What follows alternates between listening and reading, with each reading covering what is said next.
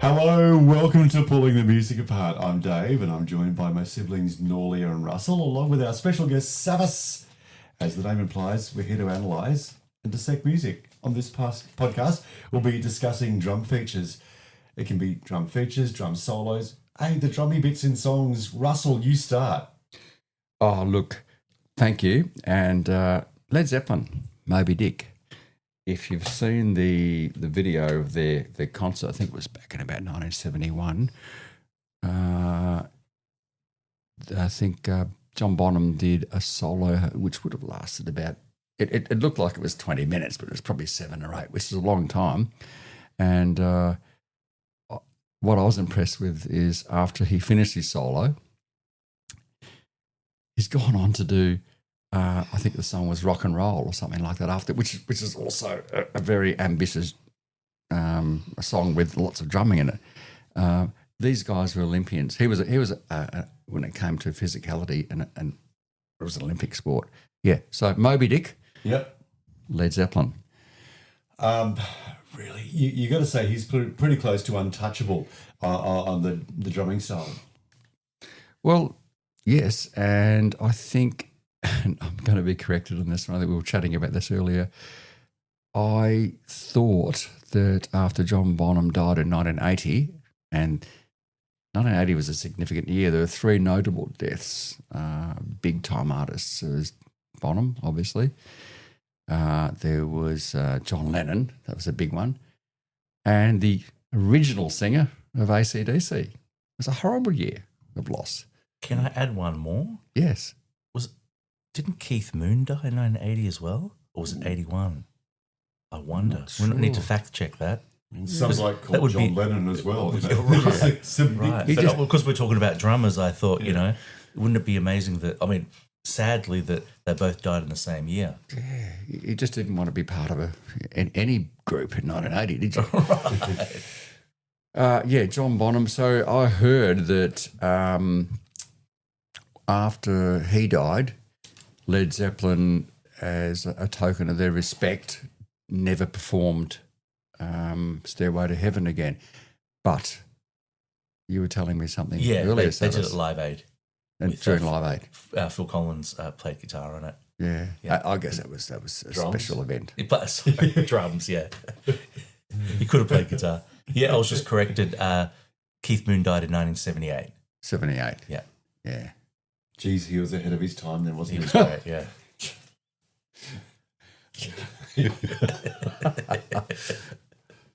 So, anyway, bring it back to drumming. John Bonham, in my opinion, for his era, I thought he was the best drummer ever. You know, you've got your Buddy Riches from the 40s, 50s, and if you've seen any of that stuff, it's iconic. But John Bonham, have you all seen him drum? Oh, yeah. It's Olympic standard. Mm. And the speed at which he drums. And here's the big one, single kick. Right. That's it. Yeah. Fast leg. One bass drum. Fast foot. Yeah. So, Norliah. This one you're going to go, I've heard it so many times, but it's one of the most well-known. Roger Taylor from Queen, We Will Rock You. Oh, yeah. Yep. The fact that it's not crazy like a John Bonham solo or anything like that, but with the rests and it creates the space, that has the biggest impact. And you should see, generation after generation, that, kids over the last couple of decades I've seen, go through schools, and even when we're at school service, we would always be sitting in class while we're waiting. It would always be feet on the floor. 1, 2, 3. 1, 2, 3. And that was probably one of his simplest tracks, but he's a great drummer. Yeah. And so songwriter for that matter. Yeah. So there's space in the drums, which creates the dynamics. Yeah. The impact in the dynamics. And who doesn't know that song? It's cranked out at every major sporting event. Yeah. Isn't it? It is. But I remember it specifically with the vinyl floor in our art room, and we'd all start, let's do it. 1, 2, 3, like our feet on the floor, and then hands on the table until the teacher would lose their mind. And sidebar, which song on radio stations, without fail, follows that track? And on the album News of the World as well. Yep. And they always played on the radio. Yeah. They and played live every single time together. So what's the song? Oh, We're the Champions, of course. Yes. It's wrong for them not to be played together. Right. Yeah. But with that do, I saw a lady outside Frankston train station doing that against the rubbish bin the other day. Oh, no. Wow. And that when they recorded that, there's not actually any real drums on that song.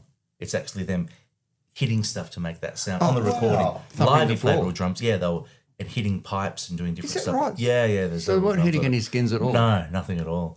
And Brian May wrote the song, who's the guitar player. Yeah. So, amazing band. What can you And say? I remember, we saw the movie, that he wanted the They do it wrong in the song movie. for the yeah. people. Yeah, with they were stamping their feet. That's how they did it in real life. Yeah. You should see kids of all ages now. Well, they love it. It won't matter what lesson you do teaching them in music. They'll ask, their eyes light up when you go to play that. Just remind people, you're a music teacher. How do your children respond when they hear that track? Yeah, I think, I just sort of talked about that really good. They just love it, like. Thanks. No, that's what I was saying. Ever since I can remember, any kids listening to that song will instantly want to play it.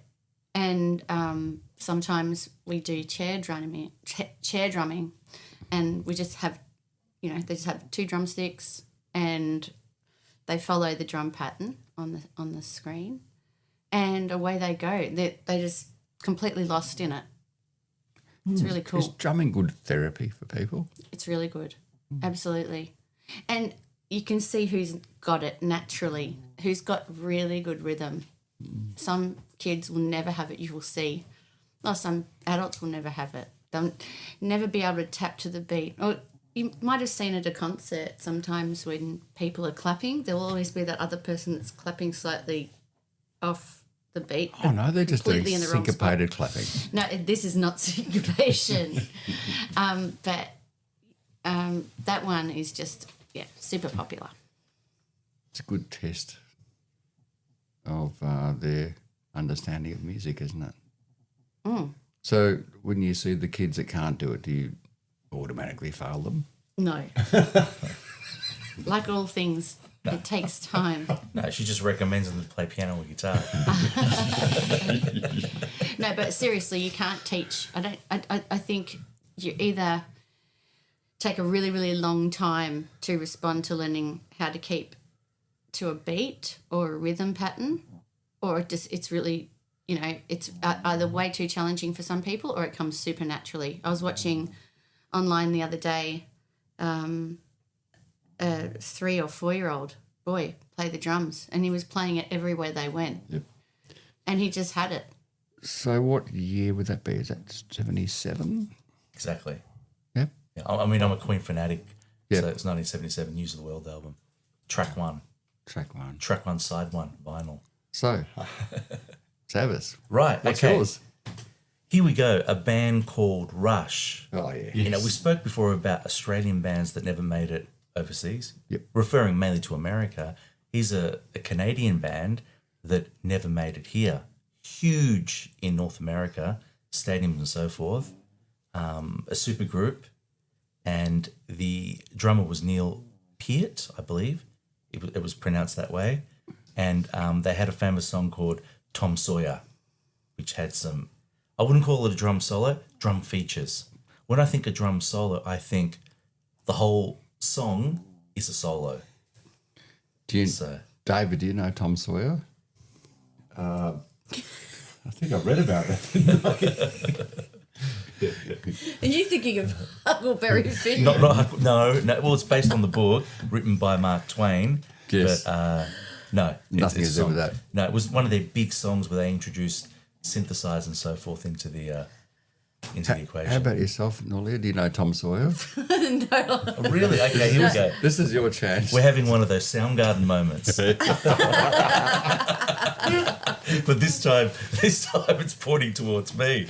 Who are Rush? No, I've heard of them. I usually hear of them when I'm in a hurry. This is not making it better. I've heard of it.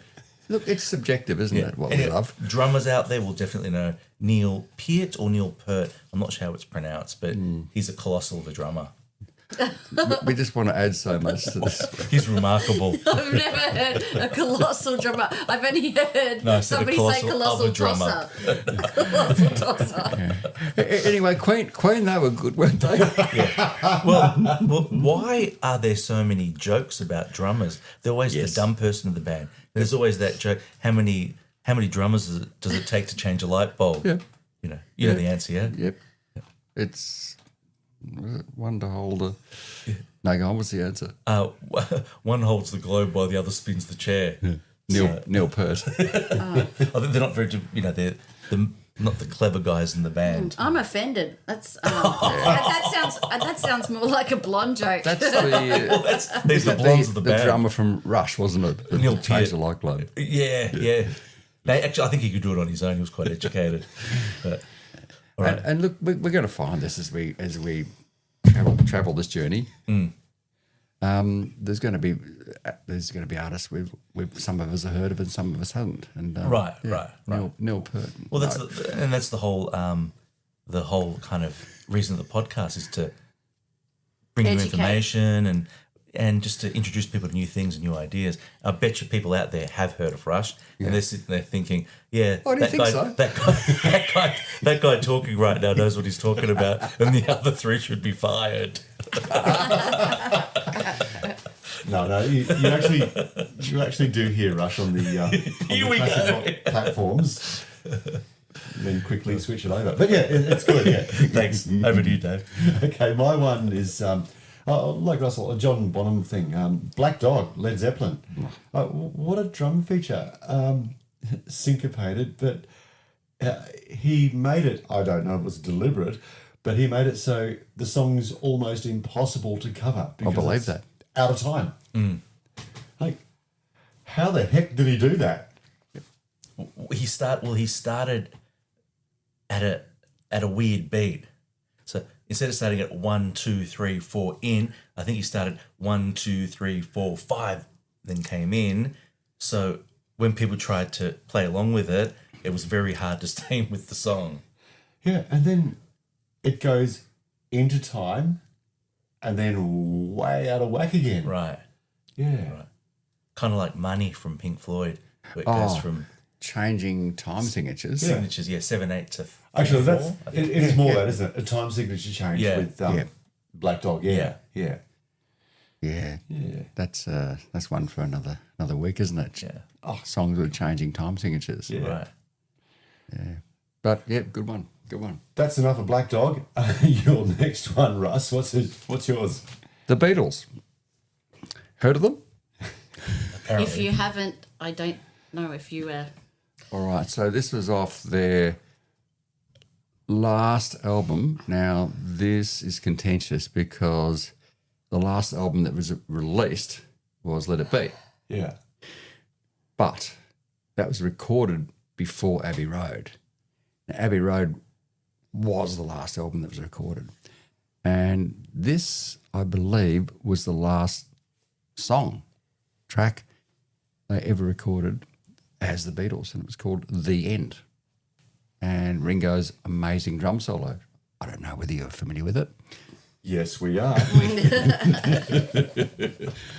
So, yeah, Beatles. And, you know, how great's that? Arguably one of the best supergroups of all time. Yeah, a great drum solo in it. And, and probably the best boy group ever. Best known. Right. This is before they were called boy groups. Yeah. And they went out with a ripper. Great drum solo. Yep, the end. That was a good way to finish things up, wasn't it? Yeah. And they were better than Boyzone, by the way. No disrespect to Boyzone. Do you think? Yeah. So one of the most creative drummers out there, Stuart Copeland, the Police. Oh, God, yeah. So he would technically not really play on the beat. He'd kind of play off the beat. Yep. Reggae style.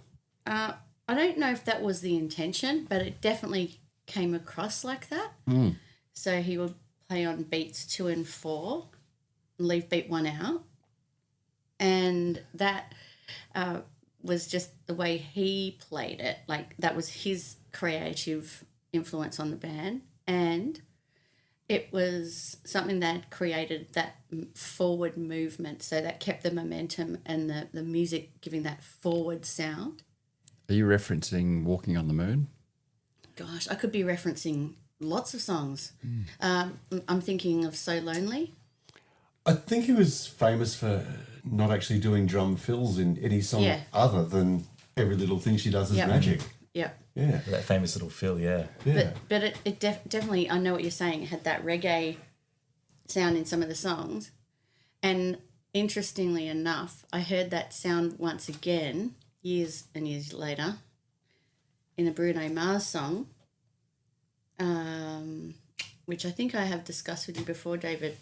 It sounds a little bit like Stuart Copeland's drumming in it. And sex takes me to paradise. It sounds a little bit like the Police.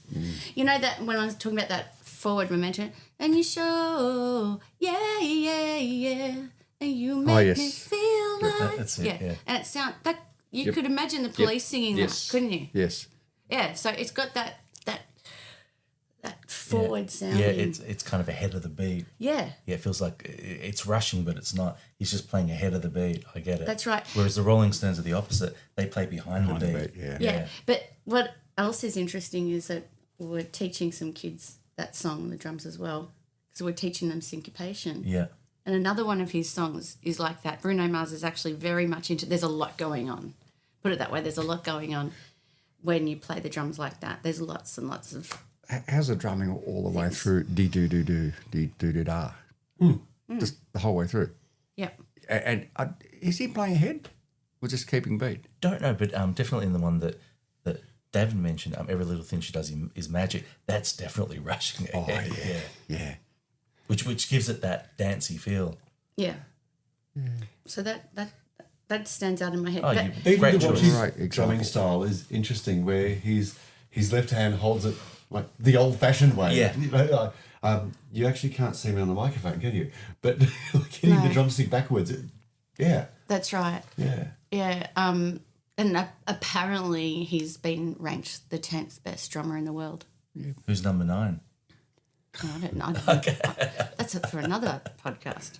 Savvas. All right, I'm gonna throw a real curveball here. Have you guys heard of Virgil Donati? Oh no. Oh, yeah, Virgil Donati. Okay, I'll give you a hint. He was in a very famous Australian band Give us a in cryptic clue. in the late 80s, early 90s with Jack Jones.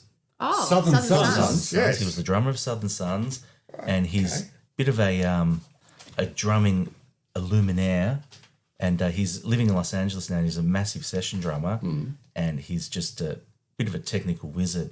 So I thought I'd drop him because he's from Melbourne. Is he a session drummer? He's a session drummer, bands use? but he's got his own band called On the Verge. He plays in other bands in Europe, real proggy bands, and his claim to fame in Australia is with Southern Sons. But he's toured with big people like, I'm just guessing now, I think he's toured with Jimmy Barnes and other big people like that. So I saw Jack Jones about 7 or 8 years ago in Geelong. You wouldn't have been with him then. No, Yeah. and he was tributing Led Zeppelin. He was doing Led Zeppelin stuff. And by the way, great. I don't know whether that drummer would have been there or not. We'll only drop Virgil Donati's name because he's considered the best drummer in Australia. So, yeah. Wow. Okay. Yeah. All right. Well, my next one is Rosanna by Toto. Jeff Beccaro was clearly one of the best drummers around the place. I don't know the cocaine additives to his abilities, But the way the song starts off, and he's actually explained it before, he actually borrowed from Steely Dan's Babylon Sisters with the drum roll to get into it. But what a drummer. Okay, you could talk about Jeff Porcaro for ages because he's worked with so many people, but his drum work on Rosanna, brilliant work. Did he? Well, he defined the song, didn't he? Is that coming through? But did he play with Boz Scaggs? Yeah, most of Toto did actually. Yeah. And they also played on one of the biggest selling albums of all time. Thriller. Correct. Yep. Oh yeah. Toto with the backing band for Michael Jackson. Right. Yeah. Yep. It's amazing. And I think all these players used to be with the likes of Steely Dan, and I think they were all spawned out of Boz Scaggs, mostly. Look, I think so. I mean, if you go on to who played with whom, you go to Steely Dan's Gaucho album of 1980. Yeah.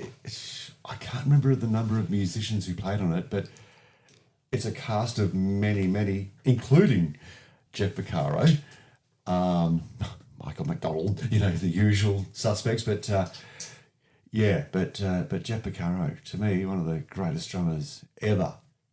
We've dropped some really good names today. Wow. And kind of not the run of the mill guys, the more obscure guys too. So that's good. So, Rage Against the Machine. What's the track called? Killing in the Name of.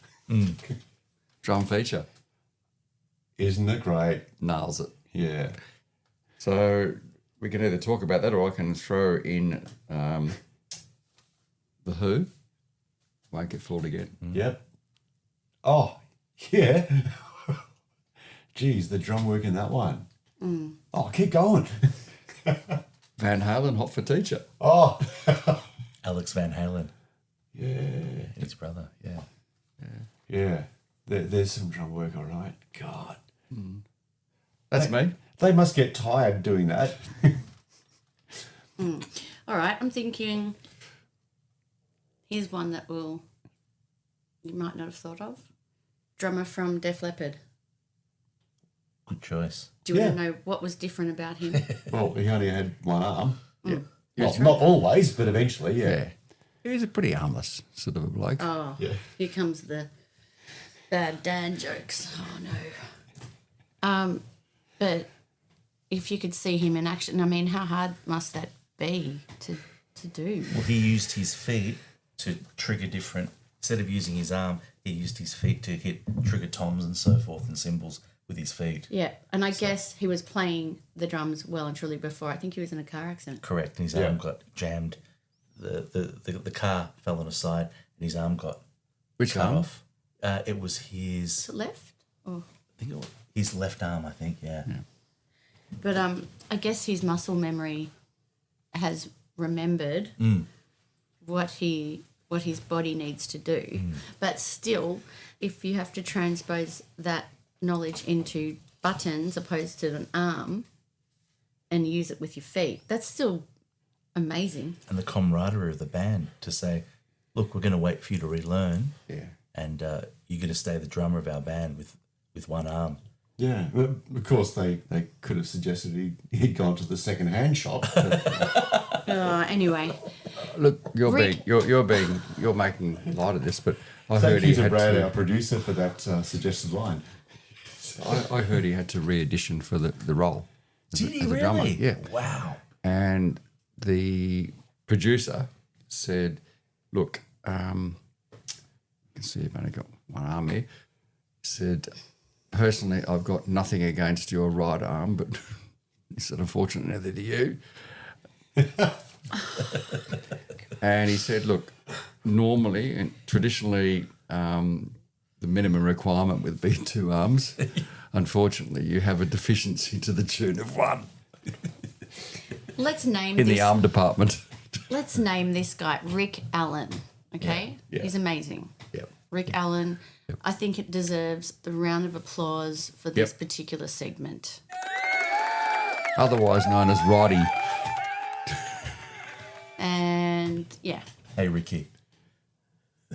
All right. He's got a good sense of humour. He can take the piss out of himself, He I'm does. sure. I'm sure he would. That's why I'm not laughing because, Well- it's not my place to laugh.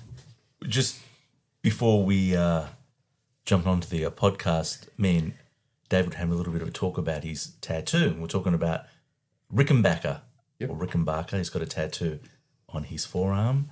And we mentioned the band Motorhead, Lemmy.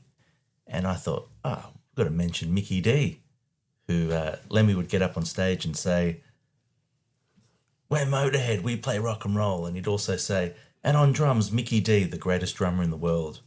And he went on to join the Scorpions after Lemmy passed away in 2016 or 18. Yeah. Joined the Scorpions. Oh, He joined. I know. It's a bit of a down step, yeah. but anyway, probably a bigger paycheck. And before he was in Motorhead, he was in a band called, oh my God, what were they called? It was a guy with kind of black and white makeup. They had an album called Abigail. King Diamond. He was in a Danish band called King Diamond. Right. So yeah, and to a great song from Mickey D. What can I think of? Everything. So our brother David has Rickenbacker Yeah. tattooed on his forearm. Why is that, David? Can you Because tell I us? just love the Rickenbacker guitar. Simple as that. You didn't lose a bet or something? Look, I'd been drinking. Right. I just really love the Rickenbacker guitar. That tattoo was meant to be somewhere else, but it couldn't fit. So What it really reads is enjoys. it ends in have a nice day, good fella. Okay, look, I'm not going to bring up one particular song here, but I'm just going to say anything Phil Collins has featured on with other artists. Okay, he has his signature drum style, which is like, No One Is to Blame, Howard Jones, In the Mood by Robert Plant. Oh, wow. Yeah. Wow. No one is to blame, Howard Jones. I did not know that. Oh, there you are. And now when I'm hearing it in my head, I can hear, You can there's hear- that Phil Collins sound. You can hear his signature. Absolutely. Yeah. How amazing. Okay, I will pull out one song. I'm not going to do the obvious Phil Collins song, but I Don't Care Anymore. Yeah. From Hello, I Must Be Going. Yep. That is incredible drum work through the whole song. Yep. And that's got a lot of space in it as well, hasn't it? Yeah. Yeah. Going back on what you said, him drumming for other artists, did he do some stuff with Steve Winwood? You'd think so, because Roll With It sounds like the signature I thought Phil Collins sound. I wouldn't be surprised if it I is thought he him. guest appeared with Steve Winwood on maybe one or two tracks He may off that have. album. He may have. I would not be surprised. Surely it has to be, or somebody doing a really good impersonation of him. So given that poor old Phil can't drum anymore because he's got some physical limitations, we were lucky enough to see him in Melbourne 2 or 3 years back. Nothing was working physically for him other than his voice, and he actually referenced that at the concert. But I think his son at the time was 17, 18, 19, and completely nailed it. Just that genetic stuff. And, of course, the acid test is in there tonight. Yeah, of course. Absolutely fantastic. We thought we were listening to Phil drum. Amazing. Yeah, not quite as good as the gorilla from the Cadbury chocolate tab, but still Well, pretty good. Well, nothing will beat that. Well, that's it for this episode. If you have any questions or just want to leave a comment, feel free to reach out to us on Instagram at Pulling the Music Apart. Our next episode is almost ready, so stay tuned for its release. Until then, keep listening to the music. Thanks for tuning in.